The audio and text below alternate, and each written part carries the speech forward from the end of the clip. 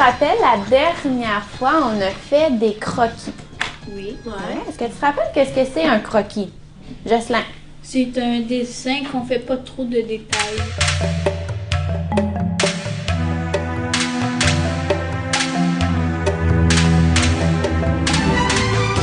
Aujourd'hui, on va se pratiquer encore à faire des croquis. J'aimerais ça que tu me divises ta feuille en 6 carrés égaux.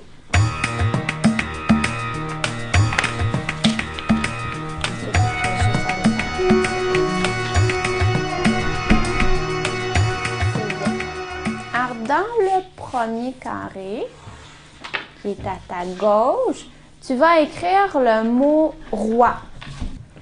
Je ne l'écris pas trop gros pour que tu aies de la place pour faire ton croquis. À côté du roi, on va faire une reine. Ensuite, qu'est-ce que tu en penses si on faisait un chat? On va se pratiquer aussi à faire un sphinx.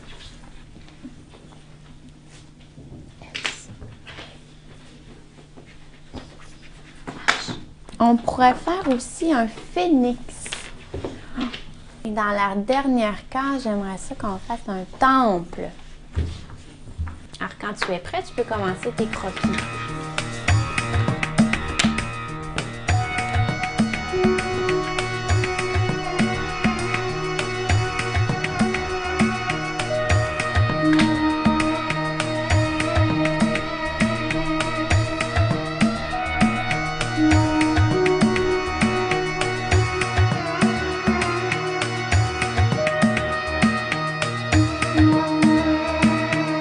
Nous allons regarder maintenant des photos qui ont été prises en Égypte. On va essayer de voir qu'est-ce qu'on voit sur les photos. J'aimerais ça que tu me décrives. Comme dans cette première photo-là ici, qu'est-ce que tu peux voir? Christian Junior. Une pyramide. Ici, tu vois une pyramide. OK. Est-ce qu'on voit d'autres choses? Jocelyn. Des blocs de calcaire. OK. Tu vois des blocs de calcaire tout le long ici. Pour faire la pyramide aussi. Des personnes. Oui, on voit des personnes. Le ciel. Oui, on voit le ciel ici. Très bien. On voit la ville au loin. Oui, la ville au loin. Il y a un bonhomme sur un chameau. Ah, ben oui. Il y a un chameau ici. Ah oui. Ici, le chameau. Alors, j'aimerais te poser une question. Est-ce que tu connais la ligne qui sépare le ciel du sol ici? Oui, je L'horizon. L'horizon. Comme horizontal. Comme horizontal. Qu'est-ce que tu vois ici, Alexandre? Le sphinx. Le sphinx. Il a perdu son nez. Alors, je pense qu'on a fait quand même le tour de photos.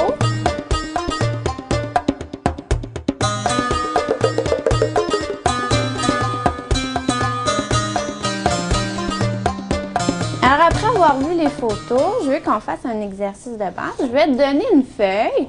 Et cette feuille-là, la couleur, elle n'a aucune importance. C'est pas grave. Moi, ce que je veux que tu fasses, ce sera de déchirer la feuille en 2 morceaux. Okay? Alors, j'aimerais ça que tu la déchires, si tu es capable, dans le sens de la longueur, comme tu veux.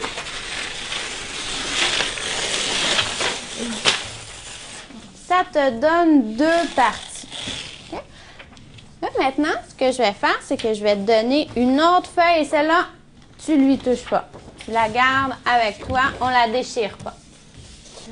Là, ce que je veux que tu fasses, moi, c'est que tu prennes une partie que tu as déchirée dans ta main et que tu l'échanges avec un ami. Avec l'ami que tu veux. Ça peut être celui à côté, celui en face, n'importe quel ami. Là, ce que tu vas faire, c'est que tu vas prendre la feuille qui est déchirée et tu vas la poser sur ta feuille. Et tu vas essayer de faire un plan. La feuille qui est déchirée devrait être ta ligne d'horizon. Donc, tu peux décider de faire, comme Jocelyn a dit, le ciel. Tu peux décider aussi de faire le sable.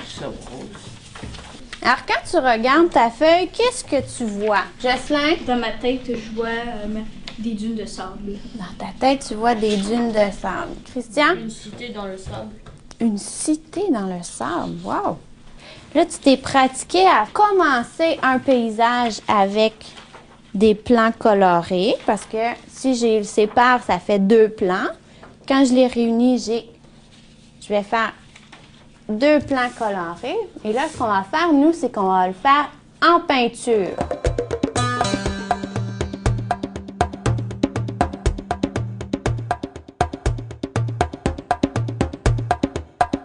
On a préparé le matériel pour qu'on puisse commencer notre fond.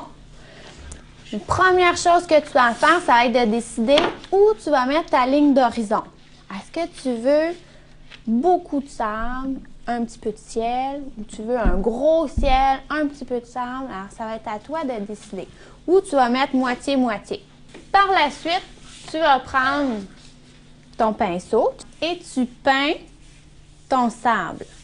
Tu peux aussi un petit peu tapoter comme ça pour faire du sable. Tu vois, ça donne 2 textures différentes.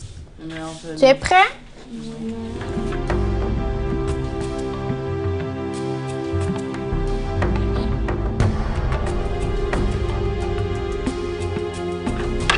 Tu peux y aller.